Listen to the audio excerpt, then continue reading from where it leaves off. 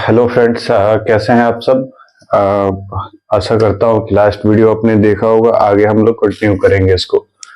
तो हम लोग पढ़ रहे थे ह्यूमन डाइजेस्टिव सिस्टम में। लास्ट क्लास जो हमारी थी वो गैस्ट्रिक ग्लैंड्स के ऊपर थी कि गैस्ट्रिक ग्लैंड्स क्या होता है, जठर ग्रंथियां क्या होती हैं। तो जो जठर ग्रंथियां होती हैं वो हमारे अमाशय में मौजूद होती हैं। ठीक है, कहाँ होती हैं? हमारे स्टमक में होती हैं। और इनका काम क्या होता है? जो भोजन हमारे स्टमक में पहुंचा है, जो बोलस हमारे स्टमक में पहुंचा है, उसको क्या करना है? काइम में बदलना है, ताकि उसको पैरोलिक जो स्टमक का एंड पार्ट होता है, जो किससे कनेक्टेड होता है? आपकी छोटी आंत स्मॉल इंटेस्टाइन से। वो कहाँ चला जाता है? काइम आपके छोटी आंत में चली जाती है।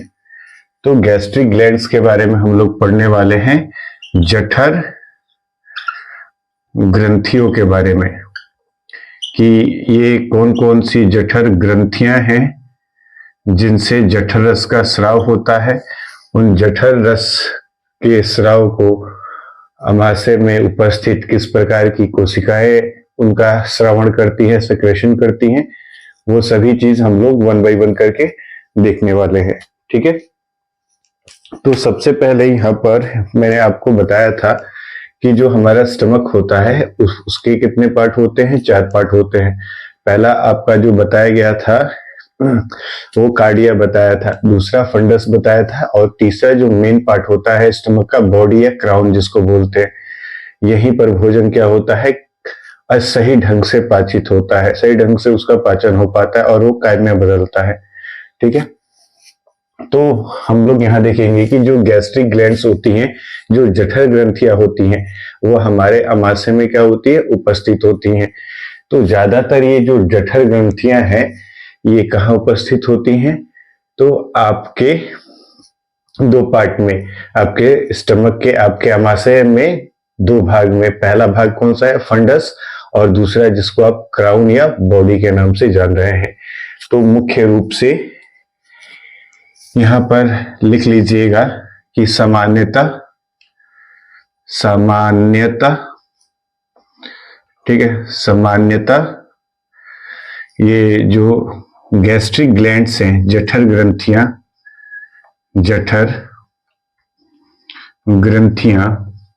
ठीक है, सामान्यतः जो जठर ग्रंथियां होती हैं, सामान्यतः जठर ग्रंथियां अमाशय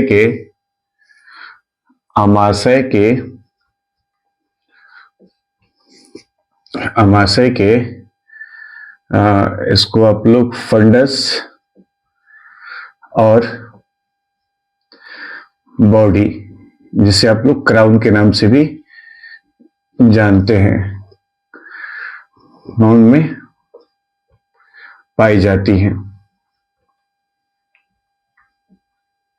ठीक है, आई होप ये बात आप लोग समझ रहे होंगे कि हमारे अमाशय का जो दूसरा भाग होता है कार्डिया के नीचे फंडस, और उसके जो नीचे तीसरा भाग होता है बॉडी या क्राउन जिसको बोलते हैं, इन्हीं 2 मेजर पार्ट्स ऑफ स्टमक में जठर ग्रंथियां जो है, गैस्ट्रिक ग्लैंड्स जो है, उपस्थित होती हैं। ठीक है, वही चीज यहां पर लिखा गया है कि सामान्यतः जो जठर ग्रंथियां होती हैं वो अमाशय के फंडस तथा बॉडी वाले भाग में पाई जाती हैं। ठीक है, और इन जठर ग्रंथियों से निकलने वाले जठर रस का जो श्रावण होता है वो भोजन को, बोलस को कायम में बदलने में क्या करता है? अहम भूमिका निभाता है। तो उसी के बारे में हम लोग पढ़ने वाले हैं कि ये फंडस और क्राउन में किस प्रकार की कोशिकाएं उपस्थित होती हैं जो क्या करती हैं? जठर रस का स्राव करती हैं, और कौन कौन से जठर रस का स्राव होता है वो सब मैं यहां पर लिखने वाला हूं।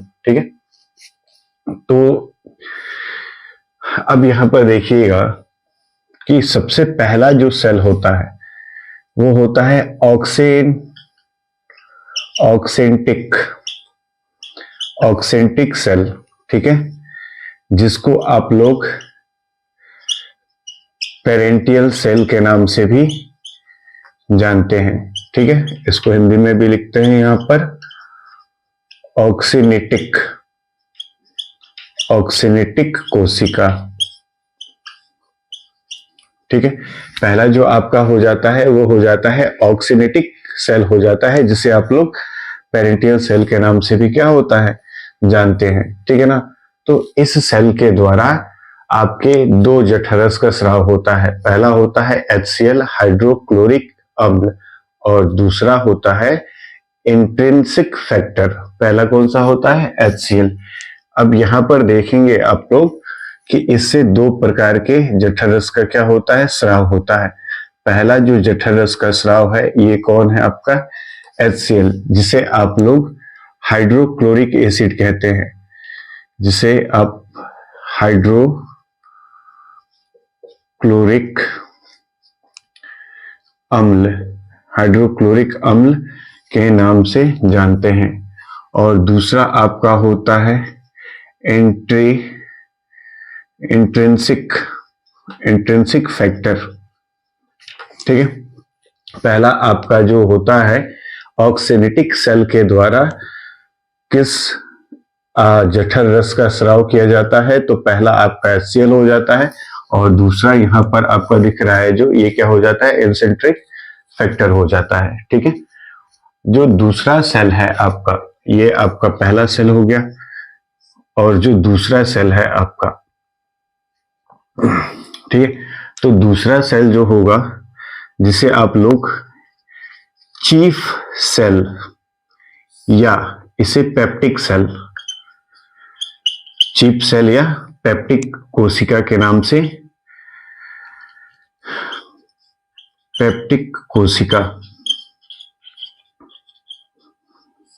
समझ में आए इसको कि ये जो पहला है आपका क्या हो जाता है ऑक्सिनेटिक सेल और जो दूसरा हो जाता है वो आपका हो जाता है चिप सेल। चिप सेल को हम लोग पेप्टिक सेल के नाम से भी जानते हैं। ठीक है, और तीसरा जो होता है वो होता है आपका जो इनर वॉल ऑफ स्टमक, जिससे म्यूकस का सलेस्मा का क्या होता है सेक्रेशन होता है, श्रावण होता है। तो तीसरा जो पार्ट है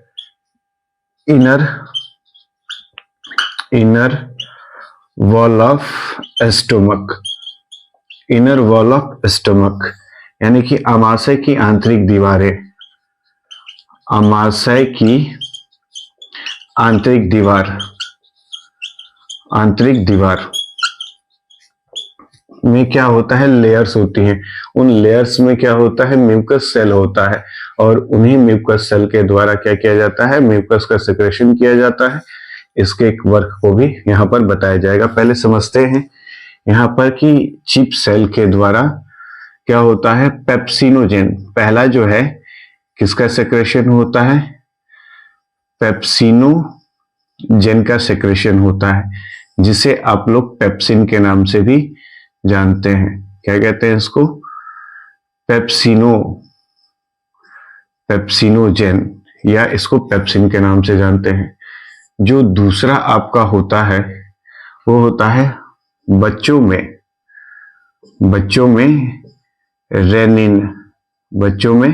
रेनिन का स्रावण जो होता है। हालांकि जो बड़े होते हैं एडल्ट होते हैं उनमें क्या होता है ये जो रेनिन होता है किसके द्वारा सेक्रेट किया जाता है किडनी में जो उपस्थित रेनिन को सेक्रेट करने वाला भाग होता है। ठीक है ना, लेकिन बच्चों में रेनिन का सेक्रेशन किसके द्वारा होता है तो चिप सेल या पेप्टिक सेल के द्वारा ही होता है।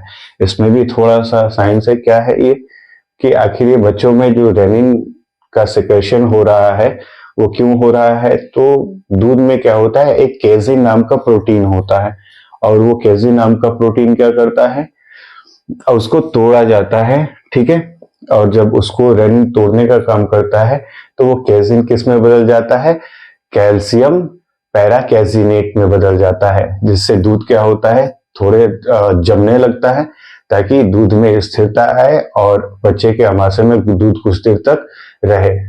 जिन बच्चों में रेनिन की कमी हो जाती है वो क्या करते हैं उनका डाइजेशन सही से नहीं हो पाता, उल्टी ज्यादा आती है, दूध पीते हैं तुरंत क्या करते हैं बाहर निकाल देते हैं, यानी कि होल्डिंग कैपेसिटी कम हो जाती है। बताऊंगा इसके बारे में, देखते हैं। और इनर वॉल से जो है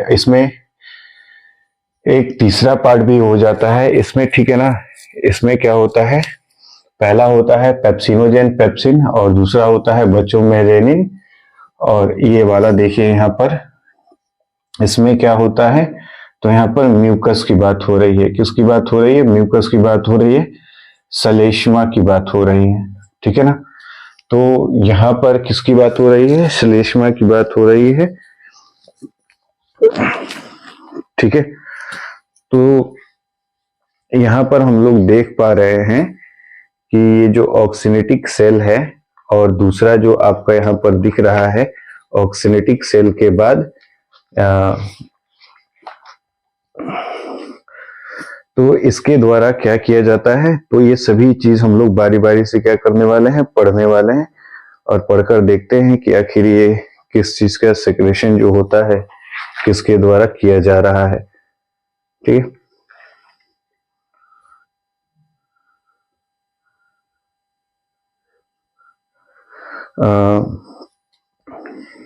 तो बारी बारी से हम लोग क्या करेंगे, इन सभी को पढ़ने वाले हैं। तो सबसे पहले हम लोग यहाँ पर पढ़ने वाले हैं किसके बारे में, HCl के बारे में। यहाँ पर मैंने आपको बताया, यहाँ पर याद रखने वाली चीजें हैं कि ऑक्सिनेटिक ये जो HCl है या इंसेंट्रिक फैक्टर है, इनका सेक्रेशन हमारे आमाशय में, हमारे स्टमक में किस सेल के द्वारा होता है, तो ऑक्सिनेटिक सेल या जिसे पेरेंटिक सेल के नाम से जानते हैं, ऑक्सिनेटिक कोशिका के नाम से जानते हैं। और जो चीप सेल होता है जिसे हम लोग पेप्टिक सेल के नाम से जानते हैं, वो पेप्सिनोजेन मतलब पेप्सिन का क्या करता है, सेक्रेशन करता है। और पेप्टिक सेल के द्वारा में ही बच्चों में क्या करते हैं, रेनिन का प्रोडक्शन होता है और उस रेनिन के प्रोडक्शन के कारण बच्चे की जो दूध की कैपेसिटी, होल्डिंग कैपेसिटी होती है, वो मजबूत होती है। और तीसरा जो आपका बचता है वो होता है म्यूकस, जो इनर वॉल। इसमें एक और चीज है, इसको लिख लीजिएगा यहाँ पर, जठर लाइपेज, यहाँ पर लिख लेंगे जठर लाइपेज, जिसे आप लोग गैस्ट्रिक लाइपेज के नाम से जानते हैं, ठीक है ना। तो बारी बारी से अब चिप सेल में और पेप्टिक सेल में पेप्सिनोजेन, बच्चों में रेनिन, और ये गैस्ट्रिक लाइपेज का भी यहाँ पर लिख सकते हैं कि गैस्ट्रिक लाइपेज का भी सेक्रेशन चिप सेल यानी पेप्टिक सेल्स के द्वारा किया जाता है। और जो इनर वॉल ऑफ स्टमक की लेयरें होती हैं उनमें क्या होता है, म्यूकस सेल होता है। यहाँ पर लिख लीजिएगा कि म्यूकस का सेक्रेशन किसके द्वारा होता है, यहाँ पर लिख लीजिएगा इसके साथ, म्यूकस सेल के द्वारा ही होता है। म्यूकस सेल के द्वारा श्लेष्मा का क्या किया जाता है, सेक्रेशन किया जाता है। अब हम लोग क्या करेंगे, बारी बारी से पढ़ते हैं कि इस एसिड का क्या काम है, इंसेंट्रिक फैक्टर का क्या काम है, और बाकी ये सब हमारे स्टमक में भोजन के साथ क्या करते हैं उसको देखने वाले हैं। तो सबसे पहले फर्स्ट ऑफ ऑल यहाँ पर हम लोग लिखते हैं HCl, ठीक है, जिसे आप हाइड्रोक्लोरिक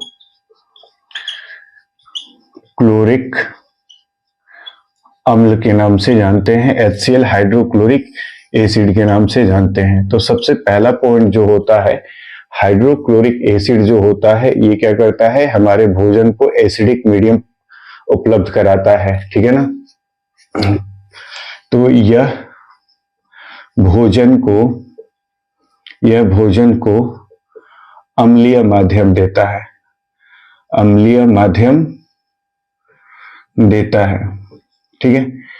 भोजन को, अब यहाँ पर समझने वाली बात है कि भोजन को अम्लीय माध्यम क्यों चाहिए होता है, हमारे जो फूड को बोलस जो है उसको एसिडिक मीडियम क्यों चाहिए होता है, इसलिए चाहिए होता है क्योंकि एसिडिक मीडियम में ही ये जो पेप्सिन है, पेप्सिनोजेन, ये क्या होता है, पूरी तरह से एक्टिव होकर, पूरी तरह से सक्रिय होकर सही ढंग से क्या करता है, भोजन पर अपना प्रभाव डालता है, जिससे प्रोटीन क्या होते हैं, सही ढंग से पेप्टोन्स या छोटे छोटे पेप्टाइड्स में टूटते हैं, ठीक है। तो भोजन को अब यहां से क्या निकला कि पेप्सिनोजेन को क्या करता है, एक्टिव करता है, ताकि पेप्सिनोजेन क्या करे, भोजन में उपस्थित प्रोटीन को सही ढंग से क्या कर दे, तोड़ दे, ठीक है।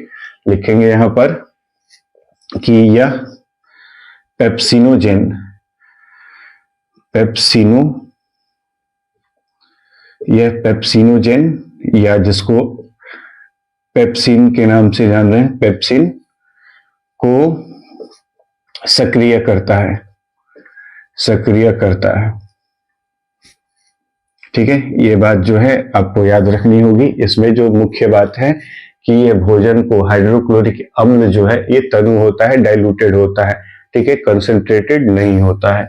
यहाँ पर रख लीजिएगा, याद रखिएगा, ये कैसा होता है, तनु होता है, डाइल्यूट होता है। ठीक है, यानी कि इसकी पावर जो होती है कम होती है, हाईली कोरेसिव नहीं होती है, लेकिन फिर भी कोरेसिव होती है।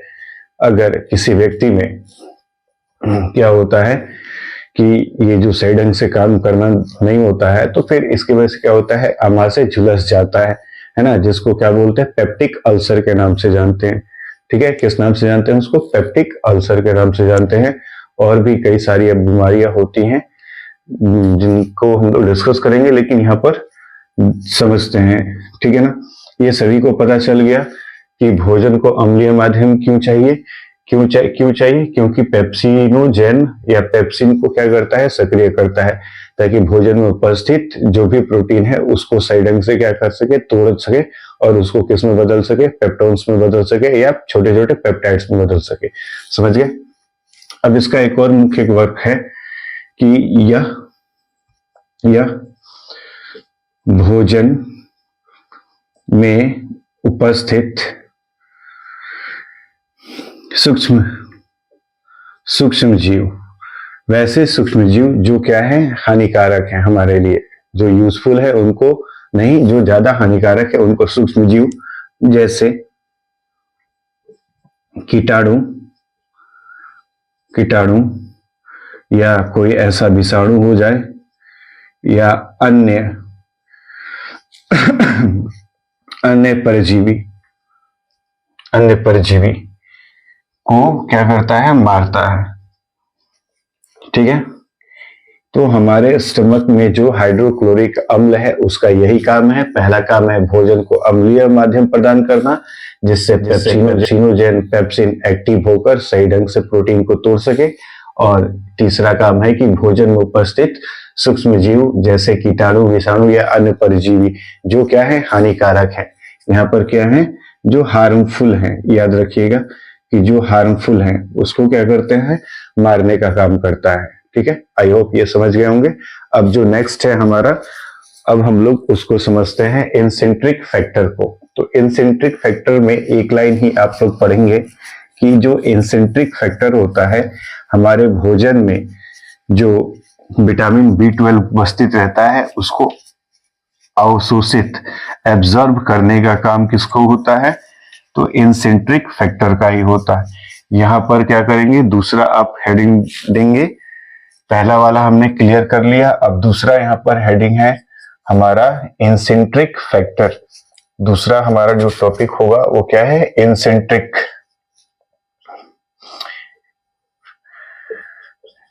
Intrinsic factor. ठीक है, तो ये जो इंट्रिंसिक फैक्टर होता है, तो लिखेंगे यह भोजन में उपस्थित या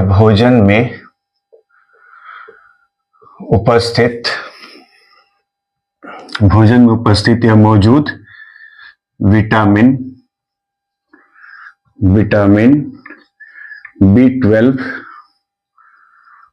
का अवशोषण मतलब एब्जॉर्ब की बात हो रही है, एब्जॉर्ब करता है। ठीक है, ये बात समझ में आ गया कि इंसेंट्रिक फैक्टर जो होता है जिसका सेक्रेशन ऑक्सिनेटिक सेल के द्वारा होता है, ऑक्सिनेटिक कोशिका के द्वारा होता है, यह भोजन में उपस्थित विटामिन B12 को क्या करता है, एब्जॉर्ब करने का काम करता है। ठीक है, तो इस तरह से ये जो इंसेंट्रिक फैक्टर है ये भी आपका क्या हो जाता है, कंप्लीट हो जाता है। अब जो तीसरा आपका है पेप्सिनोजेन या पेप्सिन, वो आप हेडिंग यहां पर क्या करेंगे, लगाएंगे। ठीक है ना, तो यहां पर जो आपकी हेडिंग हो जाती है वो हो जाती है पेप्सिनोजेन। ठीक है, पेप्सिनोजेन या पेप्सिन की बात हो रही है। ठीक है, पेप्सिनोजेन या पेप्सिन। ठीक है, तो ये क्या होता है कि यह HCl का अम्लीय माध्यम प्राप्त कर सक्रिय होता है, जैसा कि ऊपर जब HCl बता रहा था तब उस समय आपको बताया। ठीक है, यह भोजन में उपस्थित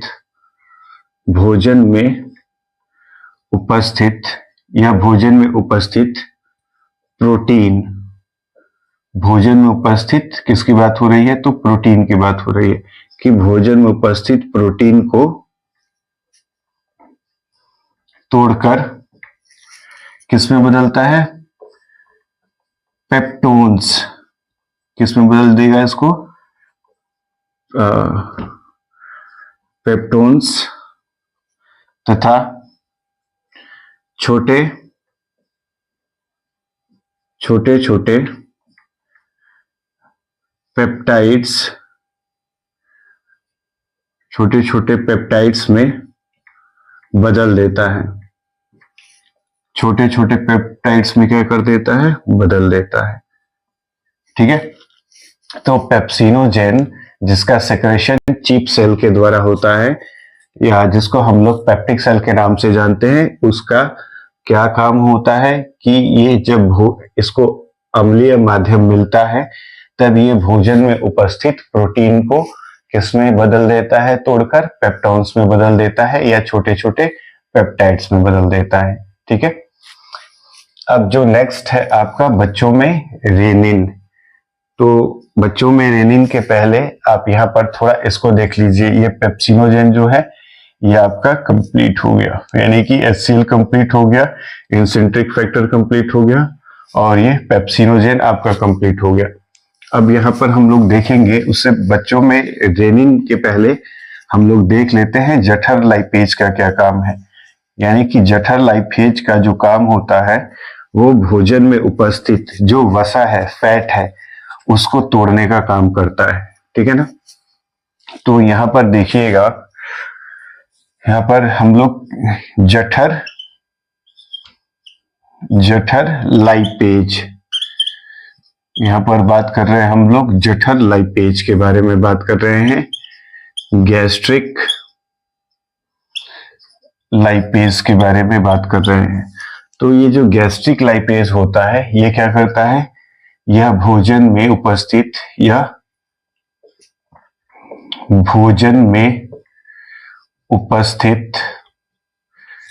वसा का पाचन करता है। यह भोजन में उपस्थित फैट्स का पाचन करता है। ठीक है, ये बात समझ में आ गया कि जो जठर लाइपेज है इसका भी सेक्रेशन जो होता है, स्रावण जो होता है वो पेप्टिक सेल के द्वारा ही होता है। ठीक है, इसका भी सेक्रेशन किसके द्वारा होता है, पेप्टिक सेल के द्वारा ही होता है। और इसका मुख्य काम होता है कि ये जो जठर लाइपेज है, गैस्ट्रिक लाइपेज है, ये भोजन में उपस्थित किसको तोड़ने का काम करता है, वसा को तोड़ने का काम करता है, फैट को तोड़ने का काम करता है। अब नेक्स्ट यहाँ पर देख लेते हैं जो बच्चों में रेनिन है, इसको देखने वाले हैं। तो देख लेते हैं बच्चों में रेनिन,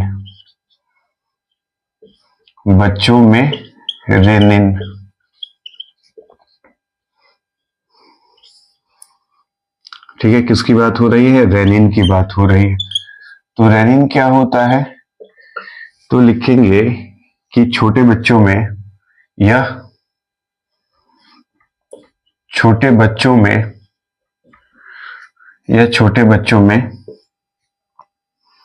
पेप्टिक सेल के द्वारा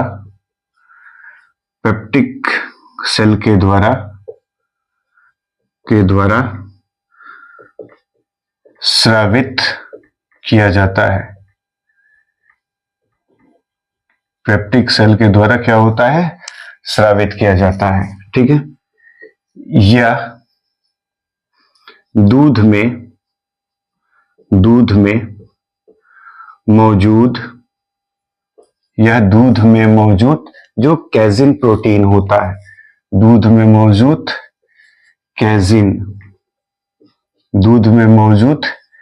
कैसिन प्रोटीन कैसिन प्रोटीन को तोड़कर कैल्शियम पैराकेजिनेट कैल्शियम पैराकेजिनेट में बदल देता है। ठीक है। अब कहने का मतलब है, यही बात मैंने शुरू में आपको समझाया कि बच्चों में जो रेनिन होता है वो किस सेल के द्वारा, पेप्टिक सेल के द्वारा ये क्या किया जाता है, सिक्रेट किया जाता है। और ये क्या करती हैं, ये दूध में मौजूद जो कैसिन प्रोटीन होता है उसको तोड़कर कैल्शियम पैराकेजिनेट में बदल देता है। और ये कैल्शियम पैराकेजिनेट जो है ये क्या करता है, दूध को जमाता है ना। ये क्या करता है, जो कैल्शियम पैराकेजिनेट है ये क्या करता है, दूध को जमाता है। और दूध को जमाने के पश्चात क्या करता है, जो दूध है कुछ समय तक बच्चों के पेट में क्या होता है, मौजूद रहता है। अगर ऐसा नहीं होगा तो बच्चे क्या करेंगे, तुरंत वॉमिटिंग कर देंगे, या उन्हें लूज मोशन की समस्या हो सकती है, या सही ढंग से दूध का पाचन उनके आमाशय में नहीं हो पाएगा। ठीक है, जिससे बच्चों में क्या हो सकती है, कमजोरी हो सकती है ना। तो इस बात का याद रखेंगे कि ये कैल्शियम पैराकेजिनेट है, ये क्या करता है, यह दूध को जमाता है। ये दूध को जमाकर कुछ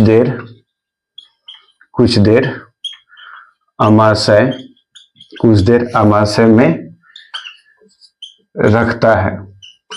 रखता है, जिससे सही पाचन हो, जिससे दूध का क्या हो, सही पाचन हो, और उससे क्या है, बच्चों को क्या कर सके, एनर्जी मिल सके। आई होप ये जो बातें आपको बताई जा रही हैं ये सभी को सही ढंग से समझ में आ रही होंगी। ठीक है। अब जो लास्ट हमारा बचा है वो बचा है म्यूकस। ठीक है ना, लास्ट जो हमारा बचा है वो क्या बचा है, म्यूकस बचा है। तो मैंने आपको पहले ही बता दिया कि म्यूकस जो है इनर वॉल ऑफ स्टमक। ठीक है ना। तो ये जो है म्यूकस, ये इनर वॉल ऑफ स्टमक से क्या किया जाता है, सिक्रेट किया जाता है। किनके द्वारा, म्यूकस सेल के द्वारा सिक्रेट किया जाता है। ठीक है। और जैसे रेनिन का बात कर रहे थे, तो ये रेनिन जो होता है ये बच्चों में तो कहाँ सिक्रेट किया जाता है, ये बच्चों में जो सिक्रेशन होता है इसका, ये किसके द्वारा किया जाता है, तो बता दिया आपको, चिप सेल के द्वारा किया जाता है, पेप्टिक सेल के द्वारा किया जाता है। लेकिन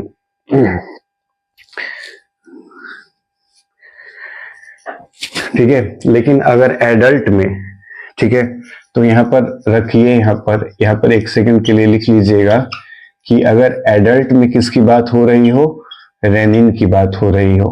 ठीक है। तो एडल्ट में रेनिन जो है ये किसके द्वारा किया जाता है, तो आपके किडनी के द्वारा। तो आपके किडनी, जिसे आप लोग ब्रिक के नाम से जानते हैं, तो इस ब्रिक के अंदर क्या होता है, एक जेबी सेल होता है, और इस जेबी सेल के द्वारा ही क्या किया जाता है, रेनिन का सेक्रेट किया जाता है। यानी कि सेक्रेशन ऑफ रेनिन, रेनिन का सेक्रेशन किसके द्वारा किया जाता है, जो एडल्ट होते हैं, वयस्क होते हैं, उनमें रेनिन का सेक्रेशन किसके द्वारा होता है, जेबी सेल्स के द्वारा होता है। और ये जेबी सेल्स कहाँ उपस्थित होती हैं, उनकी कोशिकाओं में उपस्थित होती हैं। ठीक है। और ये खासकर क्या करता है, हमारे ब्लड प्रेशर को, यानी कि रक्तचाप को क्या करता है, नियंत्रित करने का काम करता है, नियंत्रण में रखने का काम करता है। ठीक है। तो अब यहाँ पर ये एडल्ट की बात आप लोग समझ गए कि एडल्ट में जो रेनिन की क्या कंडीशन होती है वो समझ गए। अब यहाँ पर देख लीजिए कि नेक्स्ट जो बचा है लास्ट आपका म्यूकस। इसके बाद जो नेक्स्ट क्लास आपकी होगी श्लेष्मा जिसको बोलते हैं। ठीक है। आपकी जो नेक्स्ट क्लास होगी वो स्मॉल इंटेस्टाइन की होगी, और लास्ट क्लास होगी आपकी ह्यूमन डाइजेस्टिव सिस्टम का। इसके बाद प्रॉपर रूप से आपका ह्यूमन डाइजेस्टिव सिस्टम क्या हो जाएगा, कंप्लीट हो जाएगा। फिर आप कहीं से भी क्वेश्चन बनाइए, मैंने कोई भी टॉपिक नहीं छोड़ा है।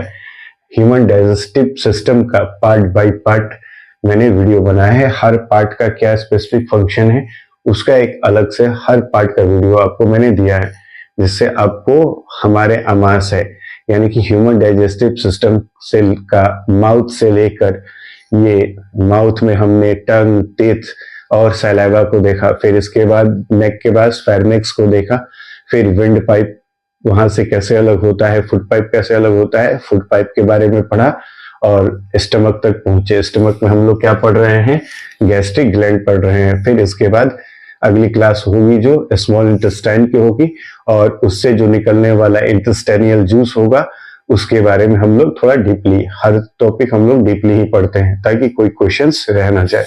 ठीक है, तो म्यूकस जो होगा श्लेष्मा, तो ये क्या होता है, यह म्यूकस कोशिकाओं द्वारा, यह म्यूकस कोशिकाओं द्वारा स्रावित होता है, स्रावित होता है। यह म्यूकस कोशिकाओं द्वारा क्या होता है, स्रावित होता है। ठीक है, इसका जो मेन काम क्या होता है, जैसे HCl का जब सेक्रेशन होता है तो तो उस समय ये क्या करता है, इसको नियंत्रण में करता है। जैसे HCl क्या करता है, अपना इफेक्ट क्या करता है, भोजन पर दिखाता है, तो ठीक उसी प्रकार से इफेक्ट जो है स्टमक पर भी दिखाएगा। लेकिन स्टमक के पास क्या होता है, म्यूकस सेल होता है और वो म्यूकस श्लेष्मा का क्या करती है, सेक्रेशन करती है, जिससे जो सेल्फ डाइजेशन वाली क्रिया होती है, यानी कि सेल्फ डाइजेशन, सेल्फ डाइजेशन यानी कि स्वयं को पाचित करने की जो इसकी कैपेसिटी है उसको क्या करती है, निरस्त करने का काम करती है। ठीक है, यही श्लेष्मा है जो HCl को क्या करती है, खुद के स्टमक को डाइजेस्ट करने से रोकती है। यानी कि स्टमक जो है अपने HCl के द्वारा अपने इनर वॉल्स का खुद से डिस्ट्रक्शन ना कर ले, इसलिए स्टमक के अंदर, आमाशय के अंदर क्या होता है, म्यूकस शेल द्वारा म्यूकस क्या किया जाता है, सेक्रेशन किया जाता है। ठीक है, आई होप ये बात आपको समझ में आ रहा है कि ये जो म्यूकस होता है ये सेल्फ डिस्ट्रक्शन को रोकता है और ये क्या करता है। अब यहाँ पर एक चीज याद रखिएगा कि कैसे सेल्फ डिस्ट्रक्शन को रोकता है। तो म्यूकस के अंदर HCO3 ये क्या होता है, बाइकार्बोनेट होता है, बाइकार्बोनेट होता है। ठीक है ना, HCO3 बाइकार्बोनेट होता है। तो म्यूकस के पास ये सवाल पूछा जा सकता है कि, अच्छा सवाल है कि म्यूकस जो है ये HCl के प्रभाव को कैसे कम करता है। तो म्यूकस के अंदर क्या होता है, HCO3 बाइकार्बोनेट होता है और यही HCO3 बाइकार्बोनेट क्या करता है, उसको HCl को न्यूट्रल करने का काम करता है। एसिड बेस सॉल्ट अगर चैप्टर आपने पढ़ा होगा, अम्ल, क्षार और लवण, तो वहीं से ये कॉन्सेप्ट यहाँ पर आ रहा है। तो न्यूट्रलाइजेशन रिएक्शन जैसी कुछ क्रिया होगी, सॉल्ट वगैरह, लवण वगैरह क्या होते हैं, बनते हैं।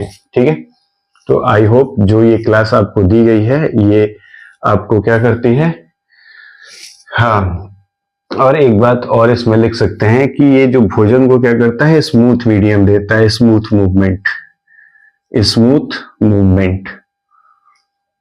ठीक है, तो ये है आपका श्लेष्मा। म्यूकस का काम क्या है कि ये म्यूकस सेल द्वारा क्या होता है, स्रावित होती है, सेल्फ डाइजेशन को रोकती है। सेल्फ डाइजेशन के लिए इसके पास बड़ा हथियार क्या है, HCO3 बाइकार्बोनेट है, जो बाइकार्बोनेट HCl के प्रभाव को क्या करती है, रोकती है, यानी कि सेल्फ डाइजेशन को रोकती है और भोजन को क्या करती है, स्मूथ मूवमेंट के लिए एक अच्छा सा मीडियम प्रदान करती है। ठीक है, तो ये आपकी क्लास हो गई। अब नेक्स्ट क्लास में इंटेस्टाइन और इंटेस्टाइनियल जूस को पढ़ते हुए इस चैप्टर को समाप्त करते हैं। ठीक है, मिलते हैं तब तक आपसे अगली क्लास में, तब तक के लिए थैंक यू।